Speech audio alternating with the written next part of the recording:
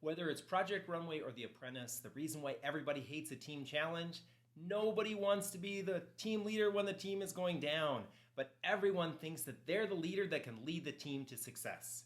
Here's a big idea. From the outset, assign responsibilities to everyone on the team. The more vague you are about your responsibilities, the less likely your team is going to have success. Don't be scared to assign responsibilities. Every one of us loves coming up with ideas and starting projects, but very few of us are able to actually execute to completion. So how do you do this? Well, we believe that you have to start by putting your project manager hat on. And there are 3 keys to success when it comes to this. That is, define the success as a team. Second, make sure that you're assigning responsibilities to everyone. And third, hold people accountable for those responsibilities. So let's take a quick deeper dive into those 3 things. When it comes to defining success, what does that mean? It means as a team, you're going to have a low, a medium, and a high watermark of what success looks like for all the aspects of your project, whether that's engagement, video views, incomes, conversions. Define it so you know what targets to shoot for. What about assigning responsibilities? Well, you want to make sure you know who's in control of what. That doesn't mean one person is in control of everything. You just need to make sure that when it comes to each aspect of the project, you know the who, the what, the why, the when, and the how. Also, you want to play to the strengths and weaknesses of every team member. When you play up your strengths, you're more likely to achieve the success that you want as a team. The hard one is holding people accountable. It's important here that you communicate and document. Every W-2 we know loves to have meetings. Come on, people, they're not happy hours. Meetings are there to help you achieve your success. That means that we need to work towards success when we're in our meetings. We believe that one of the best ways to do this is to have an agile style approach to your meetings. What does that mean? That means at the beginning of the meeting, every single person starts by defining what they've done since the last meeting, what they're currently working on, and anything that is blocking them from achieving success. That way the rest of us can help them get back to the path that they want.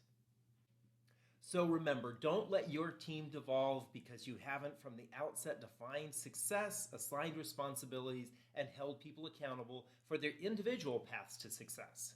John, what are you doing? I'm updating my Asana. Asana? I thought we were using Trello. No, we stopped using Trello when a business partner told us somewhere in Slack that Asana is way better. Can I just go back to using checklists? No, we have to find the most perfectest app or strategy that the biggest and best bloggers and podcasters are using.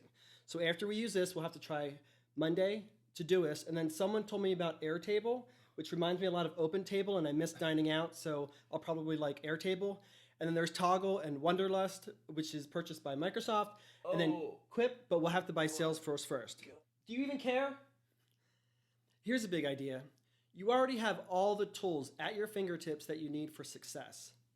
Regardless of what anybody else is doing, regardless of the next app that comes out or the next fad strategy that you hear about, everything that you need for success is already at your fingertips. And that's because every time we try to incorporate a new app into our workflow or a new strategy, it takes time and energy away from the very key to success, and that is execution. So if you and your team agree that Trello works best for you, stick with Trello. If you all like Asana, use Asana. If Excel works best for you, use Excel. If you like numbers... Nobody uses numbers! Do all these apps and strategies have the same features and benefits? No, but they're all very good in their own way, and they're all very much adaptable. You don't have to do everything that you read in every book. You don't have to do something just because you heard it in a podcast from a very influential blogger. You have everything at your fingertips that you need for success. Your success is not in the next book. As long as whatever strategy or app that you're using has these next 6 features, you'll achieve success. And those 6 features are: first, task. You want a way to name and describe what must be done. Second, due date. A way to note the date you and your collaboration partners have agreed that a task must be completed. Third, assignment. You want a way to designate who's responsible for which tasks and make sure every task is assigned to someone.